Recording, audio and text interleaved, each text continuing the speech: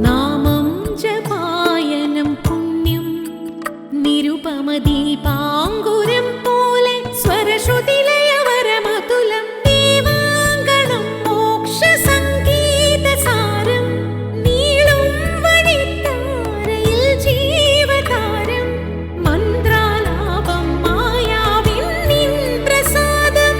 ദീപം ദീപം ദീപം. ഏവർക്കും സന്ധ്യാദീപത്തിലേക്ക് സ്വാഗതം.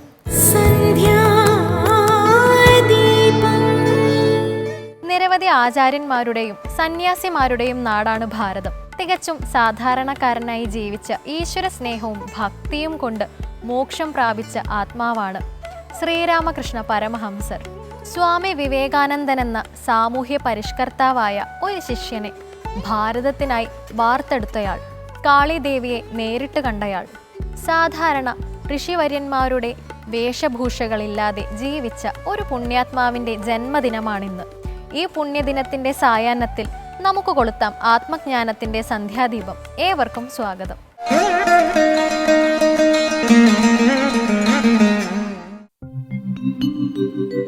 സാന്ദ്രാനന്ദാവബോധാത്മകമനുപമിതം കാലദേശാവധിഭ്യാം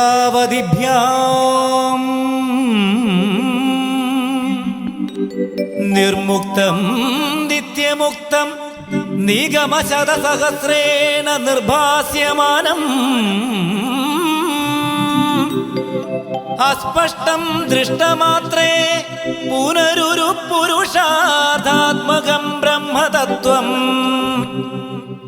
തത്വാവദ്ഭാഭിസാക്ഷാത് ഗുരുപവനപുരേ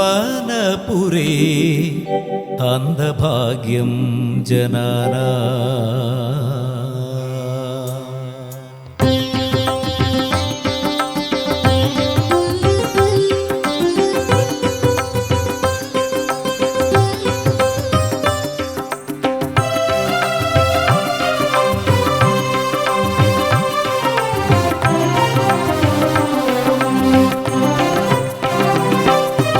माया गोपबाल पाहि माया गोपबाल पाहि माया गोपबाल पाहि माया गोपबाल पाहि भामा कामुगा पाहि माया गोपबाल पाहि भामा कामुगा पाहि माया गोपबाल.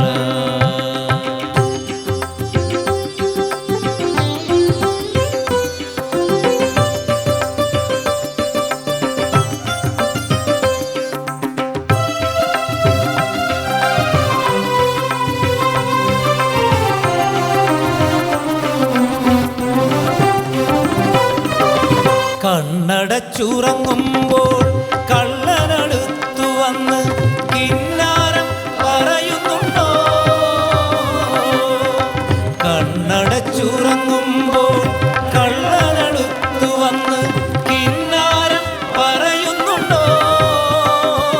അവൻ കണ്ണഞ്ചും ചിരിയുടെ കള്ളത്താക്കോലുകൊണ്ട് കരളിൻ്റെ കലവറ തുറക്കുന്നുണ്ടോ? കണ്ണഞ്ചും ചിരിയുടെ കള്ളത്താക്കോലുകൊണ്ട് കരളിൻ്റെ കലവറ തുറക്കുന്നുണ്ടോ? കണ്ണനെ കളി കാണാൻ, കണ്ണൻ്റെ കളി കാണാൻ കണ്ണടച്ചുറങ്ങീണം നിന്മല കണ്ണടച്ചുറങ്ങീണം.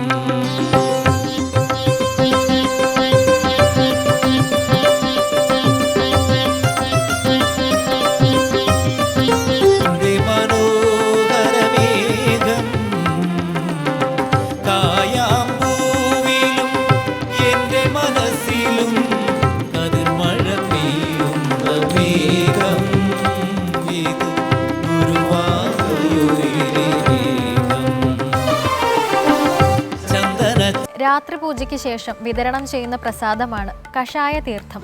മറ്റു ക്ഷേത്രങ്ങളിലില്ലാത്ത ഈ പ്രസാദം മൂകാംബികയിൽ ഉണ്ടാക്കി വിതരണം ചെയ്യാനുണ്ടായ കാരണം എന്താണ് എന്ന വിശദീകരണമാണ് ഇന്നത്തെ കഥയമമയിൽ.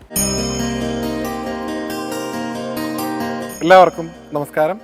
കഥയമമ്മയുടെ ഇന്നത്തെ അധ്യായത്തിലേക്ക് എല്ലാവർക്കും ഹാർദമായ സ്വാഗതം. ശങ്കര ഭഗവത്പാദരെ കുറിച്ച് പറയുന്ന സമയത്ത് ഒരിക്കലും മാറ്റിവെക്കാൻ പാടില്ലാത്ത ഒരു അധ്യായമാണ് സാക്ഷാൽ ജഗദംബികയായിട്ടുള്ള മൂകാംബികയെക്കുറിച്ച്. മൂകാംബിക ക്ഷേത്രവും ശങ്കര ഭഗവത്പാദരും തമ്മിലുള്ള ബന്ധം ഒരിക്കലും നമുക്ക് പറഞ്ഞ് അവസാനിപ്പിക്കാൻ സാധിക്കില്ല. അത്രയധികം ബന്ധമാണ് ആ ഭഗവതിയും ശങ്കര ഭഗവത്പാദരും തമ്മിലുള്ളത്. ജ്യോതിർലിംഗത്തെ കണ്ടെടുക്കുന്നത് തൊട്ട് അവിടെ ശ്രീചക്ര പ്രതിഷ്ഠ നടത്തുന്നു, വിഗ്രഹ പ്രതിഷ്ഠ നടത്തുന്നതൊക്കെ തന്നെ ശങ്കര ഭഗവത്പാദരാണ് എന്നാണ് സങ്കല്പം.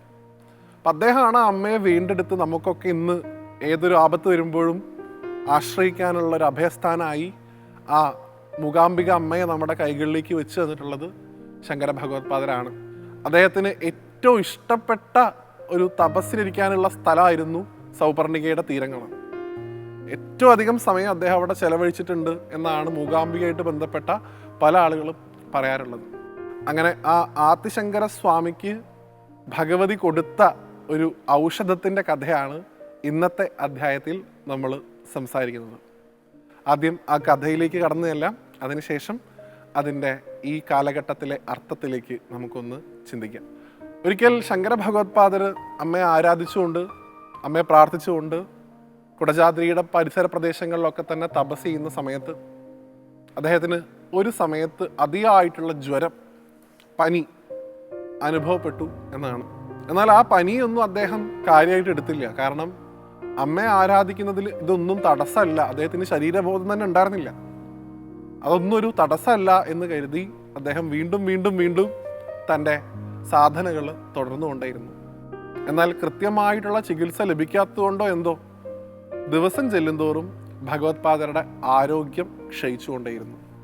ഒരു തരത്തിലും ഇനി തപസ്സോ മറ്റ് ആരാധനാക്രമങ്ങളോ തുടരാൻ സാധിക്കില്ല എന്നുള്ള അവസ്ഥയിലായി അദ്ദേഹത്തിൻ്റെ ആരോഗ്യം. അദ്ദേഹം കിടപ്പിലായി. ആ സമയത്ത് അദ്ദേഹത്തെ നോക്കാൻ ശിഷ്യന്മാരൊക്കെ ഉണ്ടായിരുന്നു. അവർ വേണ്ട പോലെ നോക്കുന്നുണ്ട്, എല്ലാ കാര്യങ്ങളും ചെയ്തു കൊടുക്കുന്നുണ്ട്. പക്ഷെ എന്നിട്ടൊന്നും അദ്ദേഹത്തിൻ്റെ ജ്വരം, പനി മാറുന്നില്ല. അദ്ദേഹത്തിന് പനി വന്നതിലൊരു വിഷമം ഉണ്ടായിരുന്നില്ല, അദ്ദേഹത്തിന് ശരീരത്തെക്കുറിച്ച് ചിന്തയേ ഉണ്ടായിരുന്നില്ല. പക്ഷേ ഈ ശരീരം ഉള്ളതുകൊണ്ട്, ഈ വ്യാധി ഉള്ളതുകൊണ്ട് അമ്മയെ ആരാധിക്കാൻ സാധിക്കുന്നില്ലല്ലോ എന്നുള്ള വിഷമം എല്ലാ സമയത്തും അദ്ദേഹത്തിന് ഉണ്ടായിരുന്നു. എനിക്ക് എൻ്റെ അമ്മയുടെ മന്ത്രങ്ങൾ ചൊല്ലാനുള്ള അവസരം ഈ ഒരു അസുഖം കാരണം ഇല്ലാതാവുന്നല്ലോ എന്ന് തോന്നി അദ്ദേഹത്തിന്.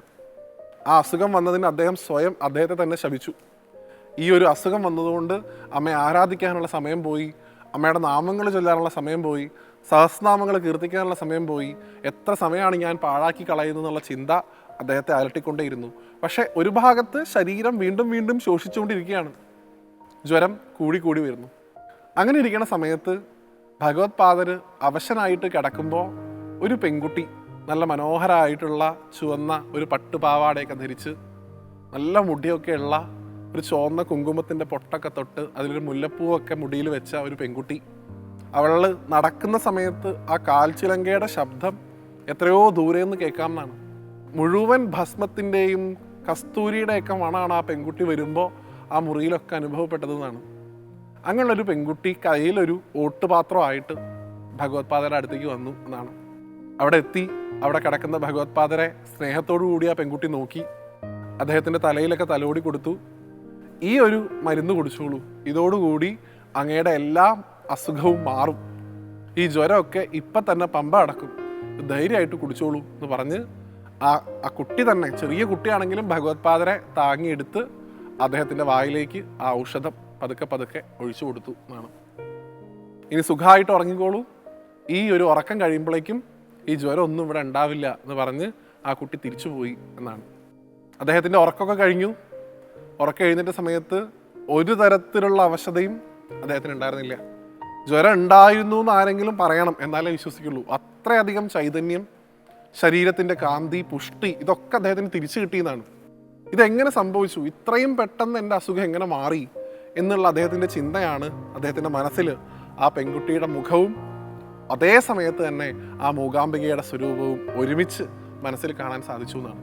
അദ്ദേഹത്തിന് മനസ്സിലായി തന്നെ രക്ഷിക്കാൻ വന്നത്, തനിക്ക് ഔഷധമായിട്ട് വന്നത് ആ സാക്ഷാൽ ജഗദംബികയായിട്ടുള്ള ആദിപരാശക്തി തന്നെയാണ് എന്ന് അദ്ദേഹത്തിന് മനസ്സിലാവുകയും അമ്മയെ അദ്ദേഹം നമസ്കരിക്കുകയും ചെയ്തു.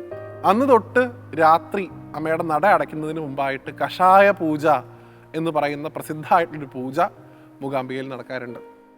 കഷായ പൂജയ്ക്ക് ശേഷം നട അടച്ചു കഴിഞ്ഞാൽ അവിടെ കൂടിയിരിക്കുന്ന ഭക്തജനങ്ങൾക്ക് മുഴുവൻ ആ കഷായം ഇന്നും വിതരണം ചെയ്തുകൊണ്ടിരിക്കുന്നു. അത് ജ്വരത്തിനു മാത്രമല്ല, ഏത് വ്യാധിക്കും, അത് മനസ്സിനുള്ള വ്യാധിയാണെങ്കിലും ശരി, ശരീരത്തിനുള്ള വ്യാധിയാണെങ്കിലും ശരി, അമ്മയുടെ ആ കഷായം സേവിക്കുന്നതിലൂടെ ഒരു തരത്തിലുള്ള അസുഖവും ഇല്ലാതെ നമ്മുടെ ശരീരവും മനസ്സും ഒരുപോലെ ശുദ്ധീകരിക്കപ്പെടും എന്നാണ് വിശ്വാസം. എത്രയോ ആളുകളാണ് ഇന്നും മൂകാംബിക ക്ഷേത്രത്തിൽ അസുഖങ്ങളുമായി ആ കഷായ തീർത്ഥം സേവിച്ച് അതിൽ നിന്നൊക്കെ മുക്തി നേടാൻ ആഗ്രഹിച്ചുകൊണ്ട് ആ അമ്മയുടെ പാതാരബിന്ദങ്ങളെ സ്മരിക്കാനായിട്ട് അവിടേക്ക് എത്തിച്ചേരുന്നത്. അതുകൊണ്ട് നമുക്കും അമ്മയോട് പ്രാർത്ഥിക്കാനുള്ളത്, നമ്മുടെ മനസ്സിനും നമ്മുടെ ശരീരത്തിനും എന്തൊക്കെ ബുദ്ധിമുട്ടുകളുണ്ട് എന്നുള്ളത് നമ്മളെക്കാൾ നന്നായി അറിയുന്നത് അമ്മയ്ക്കാണ്. കാരണം അമ്മ നമ്മുടെ അമ്മയാണ്, പെറ്റമ്മയാണ്. ഒരു കുട്ടിക്ക് എന്തൊക്കെ ബുദ്ധിമുട്ടുണ്ട് എന്നുള്ളത് ആ കുട്ടിക്ക് അറിയുന്നതിനേക്കാൾ അതിൻ്റെ അമ്മയ്ക്കാണ് അറിയുക. ആ അമ്മയായിട്ടുള്ള, ആ ജഗദംബികയായിട്ടുള്ള മൂകാംബികയോട് നമുക്കും ഇത് മാത്രമാണ് പ്രാർത്ഥിക്കാനുള്ളൂ. അമ്മേ, ഞങ്ങളും ഭഗവത്പാദരുടെ പോലെ അത്ര വലിയ മഹാത്മാക്കളൊന്നുമല്ല, പക്ഷെ ഞങ്ങളും അമ്മയുടെ മക്കളാണ്. അതുകൊണ്ട് ഞങ്ങൾക്കുണ്ടാവണ എന്തൊരു വ്യാധിയും, അത് ശരീരത്തിലുണ്ടാവുന്ന വ്യാധി ആയിക്കോട്ടെ, മനസ്സിനുണ്ടാവുന്ന വ്യാധി ആയിക്കോട്ടെ, അമ്മയുടെ കടാക്ഷമാകുന്ന കഷായം കൊണ്ട് അത് മാറ്റിത്തരാനുള്ള ഒരു അവസ്ഥ അമ്മയുടെ അനുഗ്രഹം കൊണ്ട് ഞങ്ങൾക്ക് ഉണ്ടാവണേ എന്ന് പ്രാർത്ഥിക്കുക മാത്രമാണ് നമുക്ക് ചെയ്യാനുള്ളൂ. അപ്പോൾ ശങ്കര ഭഗവത്പാദരുടെ ജ്വരം എങ്ങനെയാണോ അമ്മ മാറ്റിക്കൊടുത്തത്, അതുപോലെ നമ്മുടെ ഉള്ളിലുള്ള സകല ആദിവ്യാധികളെയും ആ മൂകാംബിക മാറ്റിത്തരട്ടെ എന്ന് പ്രാർത്ഥിച്ചുകൊണ്ട് ഭഗവത്പാദരുടെയും അമ്മയുടെയും കഷായത്തിൻ്റെയും ഒരു കഥ ആ മൂകാംബികയുടെ തൃപ്പാദങ്ങളിൽ സമർപ്പിക്കുന്നു. അടുത്ത ഒരു കഥയുമായിട്ട് വീണ്ടും കാണുന്നതുവരെ എല്ലാവർക്കും നന്ദി, നമസ്തേ. മൺപുറ്റ് നാഗദേവങ്ങളുടെ ഇരിപ്പിടമായി കരുതി ആരാധിക്കുന്ന ഒരു സമ്പ്രദായമുണ്ടായിരുന്നു പണ്ട്. എന്നാൽ മൺപുറ്റിനെ ദേവിയായി കണ്ട് ആരാധിക്കുന്ന ഒരു ക്ഷേത്രമുണ്ട്. കന്യാകുമാരി ജില്ലയിലെ മണ്ടയ്ക്കാട് എന്ന സ്ഥലത്താണ് ഈ ക്ഷേത്രം സ്ഥിതി ചെയ്യുന്നത്. ശ്രീചക്രത്തിൽ നിന്നും വളർന്നു വന്നതാണ് ഇവിടത്തെ മൺപുറ്റ് എന്നാണ് വിശ്വാസം. ഇനി ഇന്നത്തെ ദീപാരാധന കാഴ്ചയ്ക്കായി ക്ഷേത്രാങ്കണത്തിലേക്ക് പോകാം.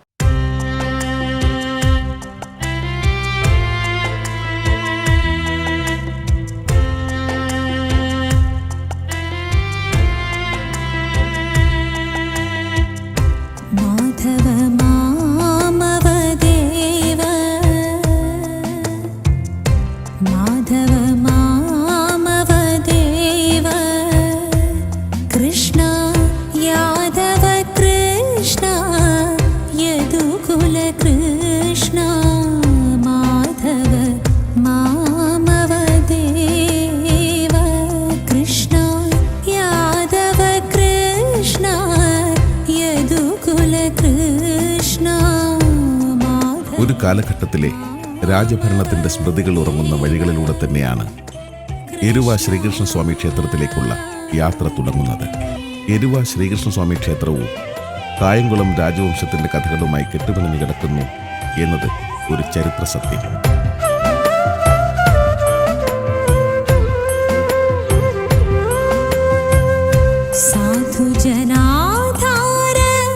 പക്ഷേ എരുവ ഗ്രാമത്തിന്റെ ചരിത്രത്തിന് യുഗങ്ങൾക്കപ്പുറത്തെ മറ്റൊരു കഥയുമായും ബന്ധമുണ്ട് എന്നതാണ് മറ്റൊരു മഹാത്ഭുതം.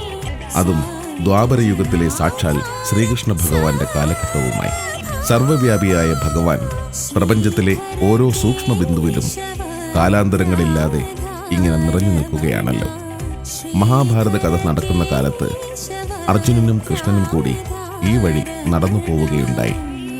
ആ കാലത്ത് അമ്പലപ്പുഴ മുതൽ ഇങ്ങോട്ട് എരുവയുടെ കിഴക്കൻ പ്രദേശങ്ങൾ വരെ ഖാണ്ഡവവനം എന്ന മഹാവനമായിരുന്നത്രേ.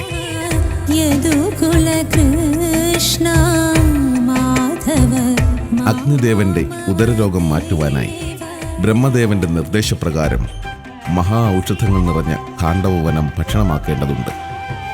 പക്ഷേ ഖാണ്ഡവവനത്തിൽ അധിവസിക്കുന്ന തക്ഷകൻ അഗ്നിയെ തോൽപ്പിക്കുന്നതിനായി ദേവേന്ദ്രന്റെ സഹായം തേടുന്നു. വനദാഹത്തിന് തടസ്സമായി ഇന്ദ്രൻ മഴയുടെ താണ്ഡവം നടത്തുമെന്നായപ്പോൾ അഗ്നിദേവൻ ഭഗവാൻ ശ്രീകൃഷ്ണന് മുന്നിൽ തൻ്റെ സങ്കടം സമർപ്പിക്കുകയും ഭഗവാന്റെ നിർദ്ദേശപ്രകാരം അർജുനൻ ഖാണ്ഡവവനത്തിന് മുകളിലെ ആകാശത്തിൽ അമ്പെയ്ത് ശരകൂടമുണ്ടാക്കി മഴ തടയുകയും അഗ്നിദേവൻ ഖാണ്ഡവദഹനം നടത്തുകയും ചെയ്യുന്നു. അങ്ങനെ ഖാണ്ഡവവനം എരിയാൻ തുടങ്ങിയ സ്ഥലമാണ് എരുവ എന്ന നാമത്തിൽ അറിയപ്പെടുന്നത്.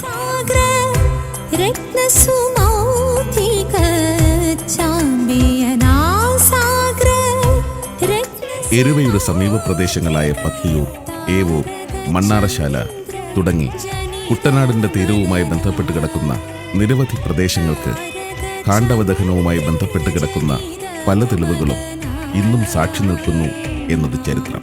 സച്ചിദാനന്ദ സ്വരൂപമായ ഭഗവാന്റെ പാദസ്പർശമേറ്റ മണ്ണിൽ തന്നെയാണ് ഭഗവാന്റെ ചൈതന്യം നിറഞ്ഞു നിൽക്കുന്ന എരുവ ശ്രീകൃഷ്ണസ്വാമി ക്ഷേത്രം സ്ഥിതി ചെയ്യുന്നു എന്നത് ആനന്ദകരമായ കാര്യം തന്നെയാണ്.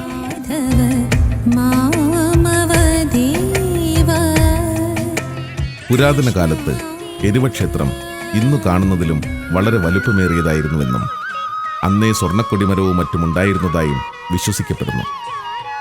മാർത്താണ്ഡവർമ്മയുടെ ആക്രമണകാലത്ത് കൊടിമരം വെട്ടി പടിഞ്ഞാറ് വശത്തുള്ള വലിയ ചിറയിൽ നിക്ഷേപിച്ചതായി പഴമക്കാർ പറഞ്ഞറിവുണ്ട്. എരുവയിലെ ഈ വിശാലമായ കുളത്തിനടിയിൽ മണ്ണ് മൂടപ്പെട്ട് കൊടിമരം കിടപ്പുണ്ട് എന്നാണ് വിശ്വാസം.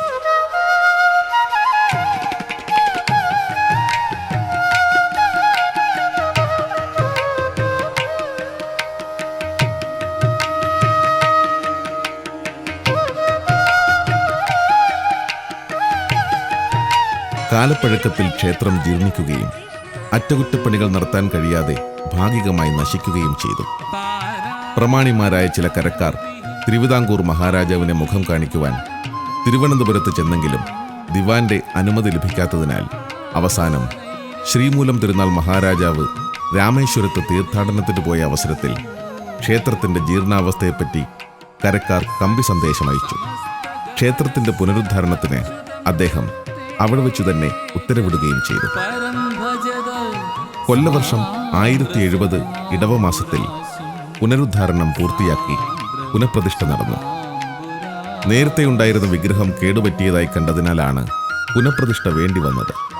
പഴയ ശിലാവിഗ്രഹം ഇപ്പോഴും ജലസമ്പർക്കത്തിൽ ക്ഷേത്രത്തിന് കിഴക്കുവശത്തുള്ള എരുവത്തോട്ടിൽ കിടപ്പുള്ളതായി വിശ്വസിക്കുന്നു. പുതിയ വിഗ്രഹം പ്രതിഷ്ഠിച്ചത് ചെങ്ങന്നൂർ താഴമൺ മഠം തന്ത്രിയാണ്.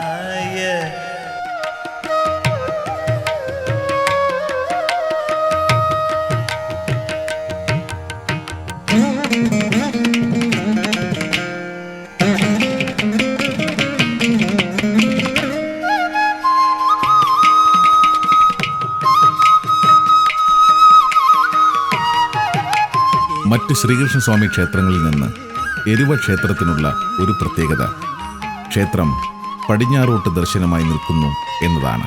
സാധാരണ ഭഗവാന്റെ ഉഗ്രമൂർത്തി ഭാവങ്ങളാണ് പടിഞ്ഞാറോട്ട് ദർശനമായി വരിക. ആദ്യകാലത്ത് കായംകുളം രാജാവ് ഉപാസിച്ചിരുന്നത് നരസിംഹ രൂപത്തിലുള്ള പ്രതിഷ്ഠയായിരുന്നുവെന്നും നൂറ്റാണ്ടുകൾക്ക് മുൻപ് ക്ഷേത്രം പുതുക്കിപ്പണിതപ്പോൾ ഉഗ്രമൂർത്തികൾക്കെന്ന പോലെ പടിഞ്ഞാറോട്ടുള്ള ദർശനത്തിൽ ചതുർബാഹുവായ വിഷ്ണു വിഗ്രഹം പ്രതിഷ്ഠിച്ച് പൂജിക്കുവാനും തുടങ്ങി. അന്നു മുതൽ ഭഗവാനെ ഉണ്ണിക്കണ്ണനായി സങ്കല്പിച്ച് ഭക്തജനങ്ങൾ ആരാധിക്കുവാൻ തുടങ്ങിയെന്നുമാണ് പറയപ്പെടുന്നത്.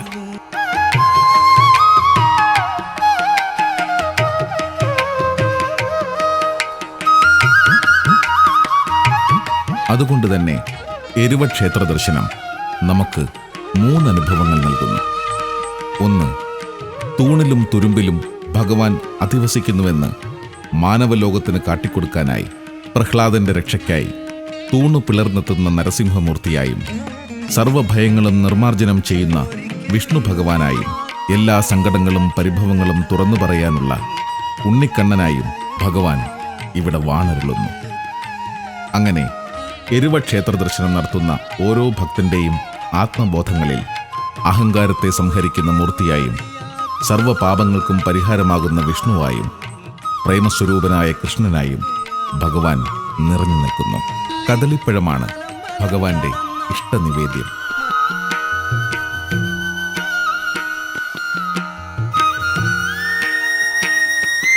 ഉണരുമ്പോൾ ഭഗവാന്റെ സങ്കല്പപാദങ്ങളിൽ നമ്മെ സമർപ്പിക്കുന്നതായും ഉണർന്നിരിക്കുമ്പോൾ സദാ മന്ത്രജപം നടത്തുന്നതായും ഉറങ്ങുമ്പോൾ ഭഗവാന്റെ മടിത്തട്ടിൽ ഉറങ്ങുന്നതായും സങ്കല്പിച്ച് അങ്ങനെ സർവ്വചലനങ്ങളും ഭഗവാനിൽ അർപ്പിക്കുന്ന ഒരു ആത്മീയ സംസ്കാരം നിലനിർത്തുക എന്നതു തന്നെയാണ് ഇവിടുത്തെ ഓരോ കൂട്ടായ്മയുടെയും പരമമായ ലക്ഷ്യം.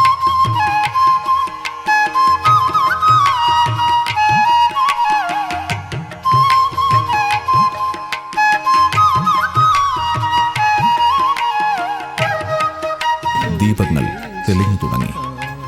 പ്രദോഷ പൂജയ്ക്കുള്ള ഒരുക്കങ്ങളായി.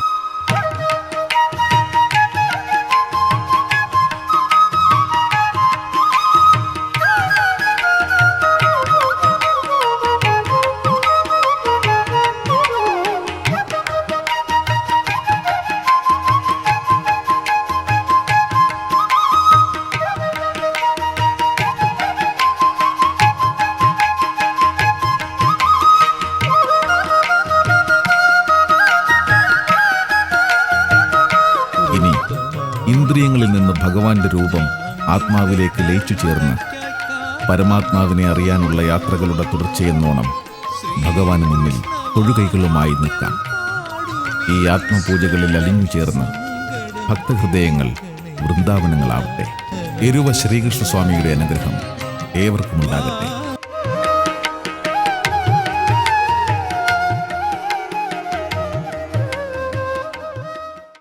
ഈ സന്ധ്യാവേളയിൽ നമ്മൾ സ്വാംശീകരിച്ച അറിവും ചൈതന്യവും ശാന്തവും സമാധാനപൂർണമായ ഒരു രാത്രി നിങ്ങൾക്ക് സമ്മാനിക്കട്ടെ.